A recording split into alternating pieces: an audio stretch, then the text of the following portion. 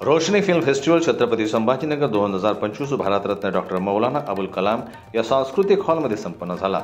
यामध्ये देश विदेशातून अनेक नवोदित कलाकार, short film maker, script writer, गीतकार, संगीतकार, लेखक अशा अनेक मान्यवरांचा मनोबल वाढवणारा हा सोहळा संपन्न झाला।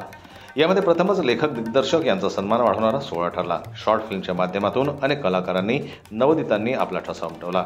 सांस्कृतिक कलागुणांच्या आधारे सामाजिक भावना, सांस्कृतिक भावना जपण्याचा प्रयत्न करण्यात आला। यामध्ये लॉंग नाईट शॉर्ट फिल्मला 6 पुरस्कारांना सन्मानित करण्यात आलं। त्यामध्ये कथालेखक, दिग्दर्शक, कलाकाराचा परफॉर्मन्स, मिस्ट्री संगीत याच्या आधारावर लॉंग नाईट मूव्हीला विशेष पुरस्कारानं सन्मानित करण्यात आलं। त्याचबरोबर नाती रक्ताची या शॉर्ट फिल्ममध्ये लॉकडाऊनमध्ये आपल्या रक्ताच्या नात्याच्या लोकांना कसा अनुभव आला, कशा प्रकारे त्यांच्यासोबत भेदभाव करण्यात आला आणि रक्ताच्या नात्याची कोरोना काळात झालेल्या ताटातोटीची या शॉर्ट फिल्मच्या माध्यमातून चित्रण करण्यात आलं। त्याचबरोबर स्मशानातील सोनं या शॉर्ट फिल्मला ज्युरीने विशेष पुरस्कार देऊन सन्मानित केलं।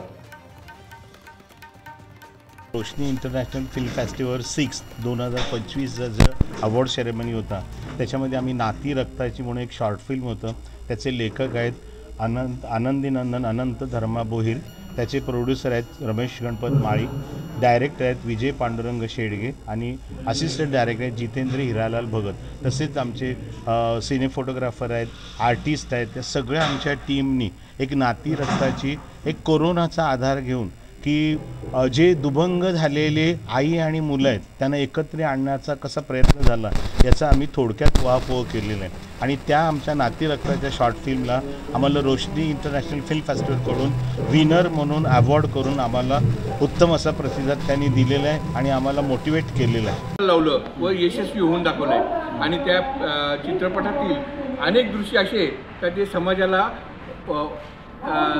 उत्तेजित किंवा शिक्षण देणारे, प्रशिक्षण करणारे का ज्या याच्याने आपण समाज किती मागे राहिलेला आहे व आपल्या समाजात काय बदल घडवायचा आहे हे चित्रपटातून आपल्याला बघायला भेटणार आहे। हे फिल्मसाठी लेण्याची माझी पहिलीच वेळ आहे। रमेश माळी हे प्रोड्युसर आहे, त्यांनी मला एक छोटंसं कथानक दिलं आणि मला सांगितलं की तुम्ही याच्यावर स्क्रिप्ट लिहा। मी स्क्रिप्ट लिहिली आणि मला काही कुठेतरी यश मिळतो आपल्याला, तर हे खूप छान वाटते मला की अशी छोटे छोटे फिल्म फेस्टिवल आम्ही त्याच्यामध्ये सहभागी होऊन आमचे मनोबल किंवा आमचे डान्स परफॉर्मन्स करून आम्ही त्याच्यात सहभागी होऊन आम्हाला एक छोटंसं आपल्याला गिफ्ट मिळल्यासारखं मिळते। ते खूप छान असते आणि खूप छान पण वाटते। हमारे टीवी शो भी यहाँ पे हैं सिंगिंग के, तो हम लोग करते क्या, फ्रेश टैलेंट देश भर से उठाते हैं, फिर उनको थोड़ा ट्रेन करते हैं, गाइड करते हैं, उनको रेडी करते हैं एंड देन हम इंडस्ट्री में उनको प्लेस करते हैं। तो ये सारे हमारे स्टूडेंट्स हैं। तो जो मेरी बारे में क्या बताएंगे? हाँ, मूवी की जो हाँ, तो मूवी बहुत इंटरेस्टिंग है। मूवी मतलब ऐसी है जो एक औरत की कहानी है जो आपको शायद हर किसी नुक्कड़ पे मिल जाएगी। एक पढ़ी लिखी औरत जिसकी जो अपने परिवार के लिए अपना जॉब, करियर सब छोड़ देती है, अपने बच्चों को पालती है, अपने घर को देखती है, बट फाइनली क्या होता है कि वो जो सेक्रीफाइस उसने अपने करियर का किया वो मतलब उसका कोई फायदा ज्यादा होता नहीं, बिकॉज सब लोग कहते हैं कि तुम यूजलेस हो, तुम कामचोर हो, तुमने कोई काम तो किया नहीं, राइट? बिकॉज लोगों का उसका contribution as a home maker दिखाई नहीं देता। पण आम्ही तिथं न जाता आपल्या सर्व लोकांना त्या फिल्मबद्दल माहिती व्हावी, जनजागृती व्हावी, आमचं पहिलं प्राधान्यत्व आहे आणि ते प्राधान्य मिळालेलं यश म्हणजे सर्वात मोठा पुरस्कार आहे। या फिल्मला सामाजिक फिल्म आहे। अण्णाभाऊ साठे यांच्या स्मशानातलं सोनं या कथेवर प्रेरणा घेऊन ही शॉर्ट फिल्म बनवलेली आहे। ज्या गरीब व्यक्ती ज्याला वाळीत टाकलं जातं आणि त्याच्या घरची परिस्थिती कशी होते आणि त्याचा उदरनिर्वाह करण्यासाठी किंवा ती चालवण्यासाठी त्याला स्मशानामध्ये फिरावं लागतं आणि स्मशानामध्ये जे काय त्याला ते प्रेत जळाल्यानंतर थोडंसं सोनं वगैरे काय ते मिळतं राखेमध्ये, तर त्याच्यावर तो आपला उदरनिर्वाह चालवतो।